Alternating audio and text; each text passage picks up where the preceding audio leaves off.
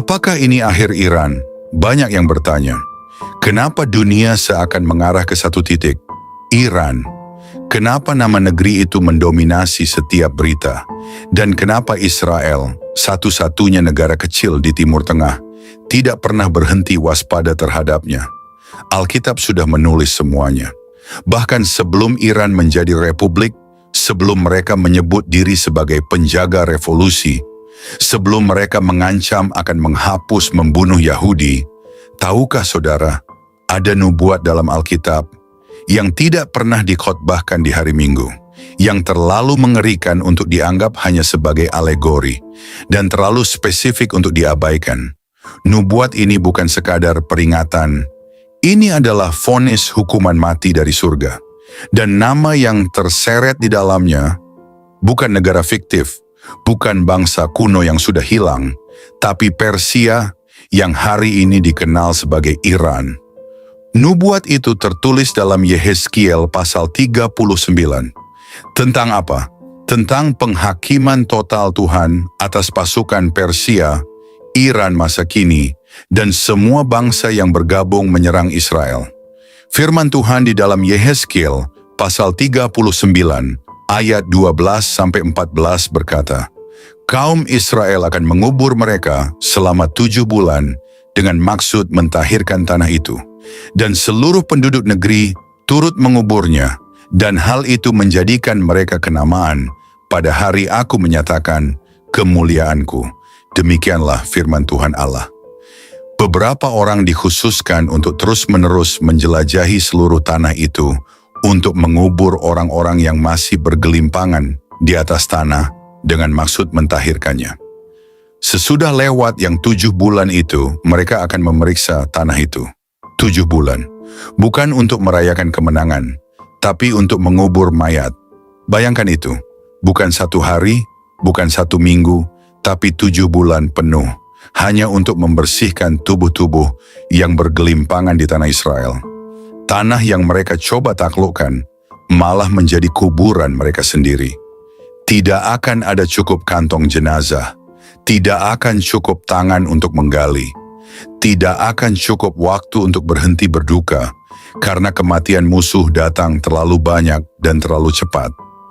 Orang-orang Israel sendiri akan kewalahan, bukan karena kalah, tetapi karena terlalu banyak yang binasa di depan mata mereka. Dan Tuhan menetapkan angka itu, 7 bulan, angka penyucian, angka penggenapan, supaya tanah itu kembali tahir, kembali kudus, setelah dicemari oleh darah musuh. Angka itu bukan kebetulan. 7 adalah meterai surgawi, angka penghabisan, angka pemurnian. 7 bulan bukan untuk membasuh tangan manusia dari darah, tapi untuk membersihkan tanah perjanjian dari campur tangan bangsa-bangsa durhaka. Ini bukan perang yang berakhir dengan perundingan. Ini bukan konflik yang selesai dengan tanda tangan. Ini adalah perang yang berakhir dengan pemakaman massal. Tidak akan ada waktu untuk menangis. Tidak akan ada sisa untuk bangkit kembali. Karena ketika Tuhan menghukum, Dia menghabiskan sampai tuntas. Dan nubuatan itu sudah ditulis, sudah dinyatakan, dan sekarang sedang menunggu saatnya digenapi. Setiap pagi adalah kesempatan baru, bukan hanya untuk hidup, tetapi untuk merenung tentang apa yang sedang terjadi di dunia dan apa yang sudah lebih dulu tertulis dalam firman Tuhan. Ketika dunia hari ini terfokus pada Iran, pada perang, rudal, dan koalisi, banyak orang masih bertanya, kenapa ini penting? Apa hubungannya dengan kita? Jawabannya sederhana, karena Tuhan sudah menuliskannya. Dan ketika nubuat mulai bergerak, orang benar perlu membuka mata. Dalam Yehezkiel pasal 39 ayat 12-14 menggambarkan kaum Israel akan mengubur mereka selama 7 bulan dengan maksud mentahirkan tanah itu. Seluruh penduduk negeri turut menguburnya. Beberapa orang dikhususkan untuk terus-menerus menjelajahi seluruh tanah itu untuk mengubur orang-orang yang masih bergelimpangan. Ini bukan sekadar catatan pertempuran. Ini adalah deklarasi surgawi tentang akhir dari kesombongan bangsa-bangsa yang menentang umat Tuhan. Persia atau Iran masa kini tidak hanya disebut karena kekuatan militer, tetapi karena sikap rohani mereka yang memusuhi Yerusalem. Zaharia pasal 12 ayat 3. Maka pada waktu itu aku akan membuat Yerusalem menjadi batu untuk diangkat bagi segala bangsa. Siapa yang mengangkatnya pastilah mendapat luka parah. Segala bangsa di bumi akan berkumpul melawannya. Tuhan tidak butuh senjata. Dia tidak perlu bantuan diplomasi. Dia cukup berfirman, dan bangsa-bangsa goyah. Dan dalam Yehezkiel, kita melihat bagaimana firman itu menjadi hukuman yang aktif. 7 bulan dibutuhkan hanya untuk mengubur mereka yang binasa karena menentang Israel. Bayangkan 7 bulan itu. Tanah dijelajahi, kubur digali, mayat dikumpulkan. Israel tidak sedang berpesta. Mereka sedang mentahirkan tanah yang telah dicemari darah musuh.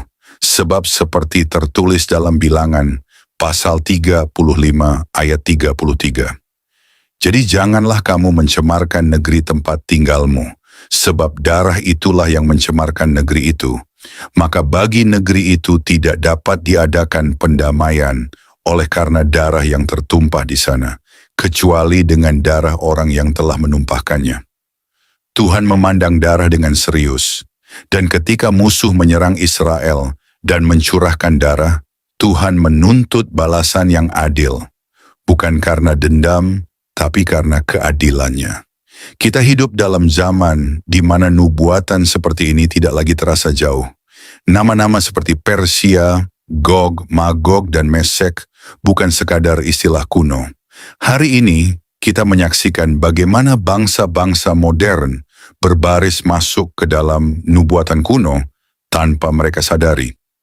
Mazmur pasal 2 ayat 1 dan 2 berkata, "Mengapa rusuh bangsa-bangsa, mengapa suku-suku bangsa mereka-reka perkara yang sia-sia? Raja-raja dunia bersiap-siap dan para pembesar bermufakat bersama-sama melawan Tuhan dan yang diurapinya." Itu adalah realita rohani yang sedang terjadi. Dan ketika raja-raja dunia memutuskan untuk menantang Tuhan dan umatnya, Tuhan tidak diam. Dia menjawab bukan dengan kata, tetapi dengan penghakiman.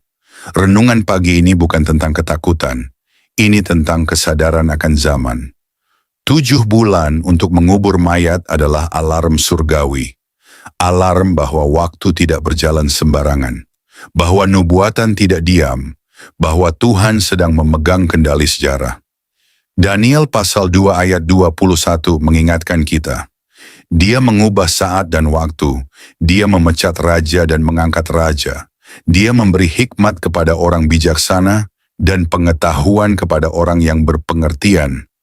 Jika Tuhan yang menjatuhkan Persia bukan karena kekuatan militer Israel, tapi karena Ia sendiri yang menjungkir balikan musuhnya. Dan jika itu bisa terjadi pada Iran dan koalisinya, apakah Anda pikir bangsa lain aman? Apakah Indonesia aman jika berdiri melawan Israel? Apakah kita aman jika kita membenarkan ideologi yang sama dengan mereka yang dibinasakan dalam nubuat? Dalam Yesaya pasal 8 ayat 10 tertulis, "Buatlah rancangan, tetapi akan gagal juga. Ambillah keputusan, tetapi tidak terlaksana juga, sebab Allah menyertai kami."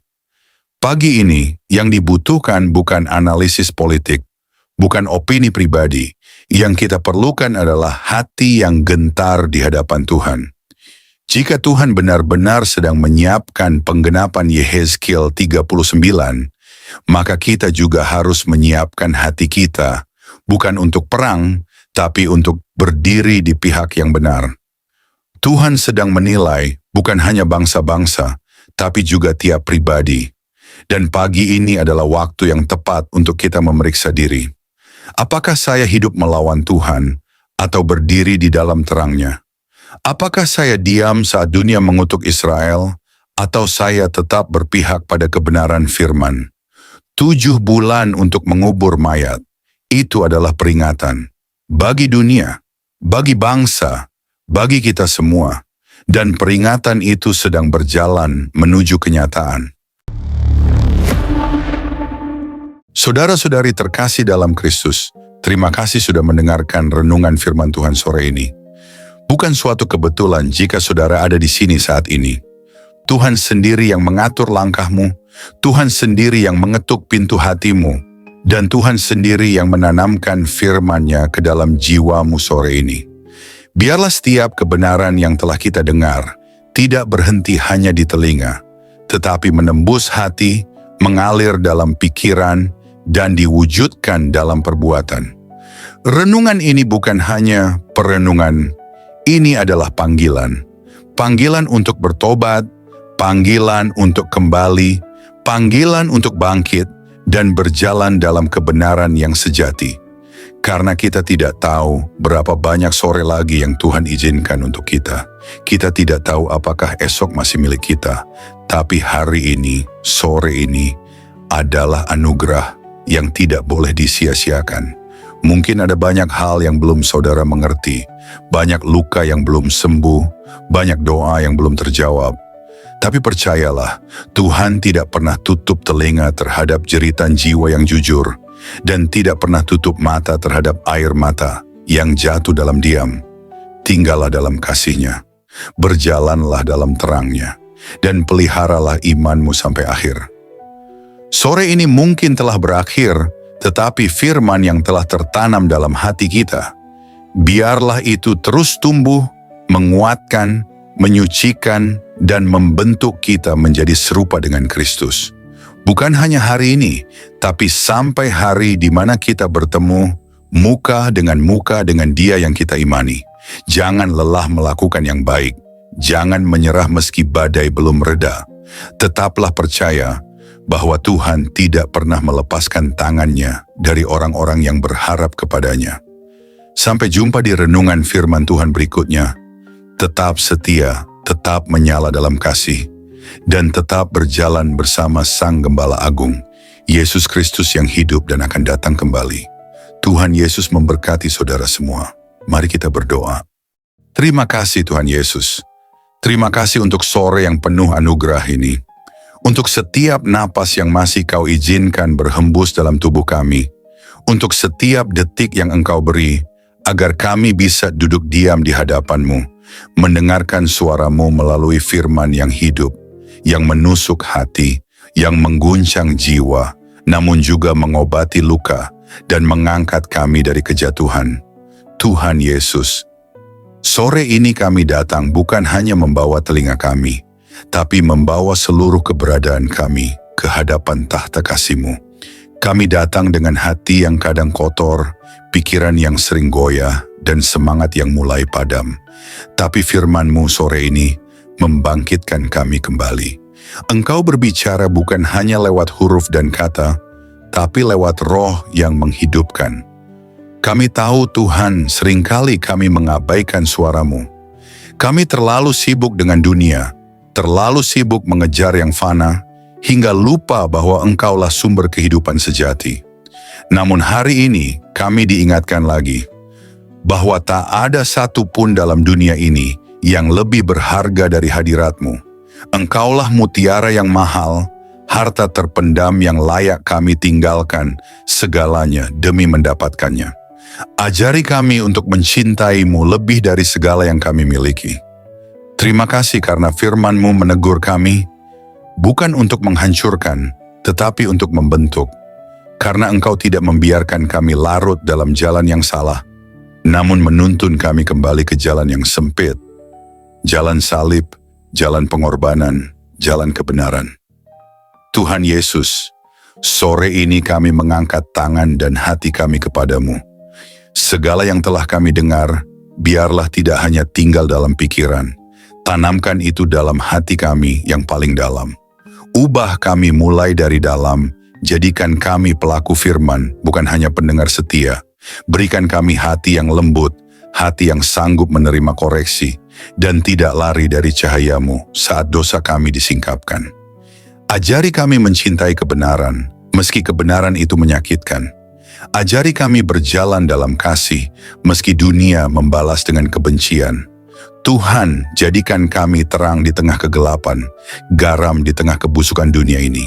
Dan ketika nanti malam datang, dan kesunyian menggantikan keramaian, biarlah firman-Mu terus bergema dalam hati kami. Biarlah suara-Mu lebih nyaring dari hiruk-pikuk dunia. Dan ketika kami tidur malam nanti, biarlah kami tidur dalam pelukan kasih-Mu, dengan hati yang sudah dipulihkan, jiwa yang sudah disegarkan, dan semangat yang kembali menyala untuk berjalan bersama-Mu besok pagi. Tuhan, kami tahu hari-hari ini tidak mudah. Kami hidup di zaman yang gelap, di zaman di mana kebenaran dikompromikan, iman diperjualbelikan, dan kasih menjadi dingin. Tapi kami mohon, jangan biarkan hati kami menjadi seperti dunia. Teguhkan kami, tanamkan keberanian dalam jiwa kami. Berikan kami api dari surga yang tidak padam, untuk tetap setia sampai akhir.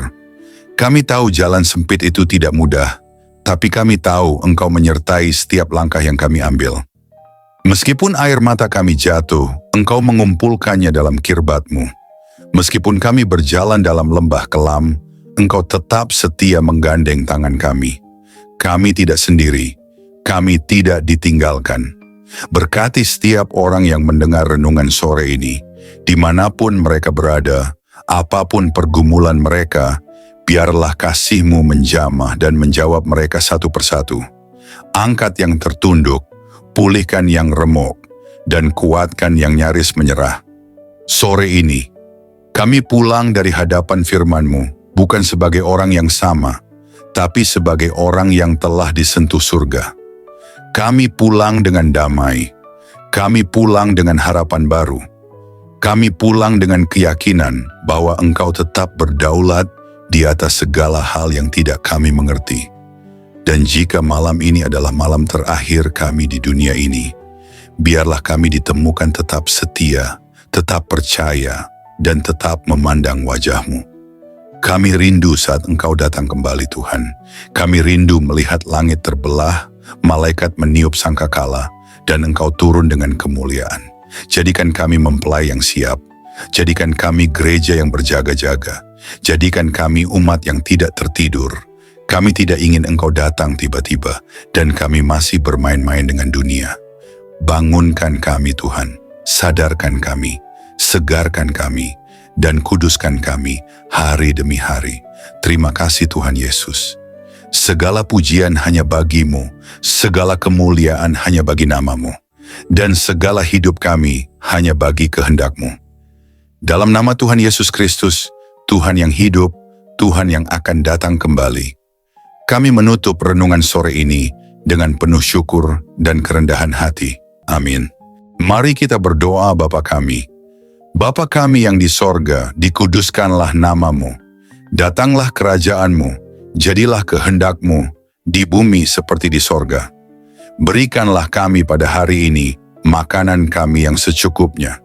Dan ampunilah kami akan kesalahan kami, seperti kami juga mengampuni orang yang bersalah kepada kami. Dan janganlah membawa kami ke dalam pencobaan, tetapi lepaskanlah kami daripada yang jahat.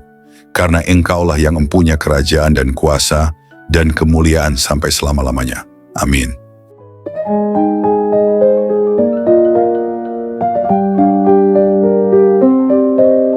Saudara-saudari terkasih dalam Kristus, terima kasih banyak atas kesetiaan saudara-saudari mengikuti renungan firman Tuhan sore ini sampai selesai. Semoga setiap firman yang telah kita dengar, setiap pesan yang telah menyentuh hati, dan setiap doa yang telah kita panjatkan bersama, sungguh-sungguh menjadi kekuatan dan penghiburan bagi hidup saudara di hari-hari yang penuh tantangan ini. Kiranya firman Tuhan hari ini menanamkan keberanian dan keyakinan dalam hati kita semua, bahwa tidak ada keadaan yang luput dari kuasa Allah. Dalam kegelapan dunia yang semakin pekat, marilah kita tetap menjadi terang yang memancarkan kasih, kebenaran, dan pengharapan yang hanya datang dari Tuhan. Jangan pernah menyerah, sebab Tuhan berjalan bersama kita, menuntun langkah kita, dan membukakan jalan saat kita merasa terjebak dan buntu. Ingatlah bahwa di setiap pergumulan, ada pertolongan Allah yang siap datang, dan dalam setiap tangisan ada penghiburan yang dari surga. Kami mengajak saudara-saudari untuk terus membagikan berkat ini kepada orang-orang yang membutuhkan. Jangan ragu untuk like, subscribe, komen, dan bagikan renungan ini. Dengan begitu, berkat firman Tuhan dapat menyebar luas, menjangkau lebih banyak jiwa yang haus akan kasih dan kebenarannya. Teruslah teguh dan kuat dalam iman, jadilah saksi hidup yang membawa damai dan sukacita dari Kristus dimanapun saudara berada. Jangan lupa untuk tetap membuka hati dan pikiran dalam setiap renungan berikutnya, karena Tuhan masih punya banyak firman yang luar biasa untuk diberikan kepada kita. Sampai bertemu lagi di renungan firman Tuhan sore berikutnya, dengan harapan dan doa agar Tuhan selalu menyertai langkah saudara-saudari semua, melindungi, memberkati, dan menguatkan dalam setiap keadaan. Tuhan memberkati, amin.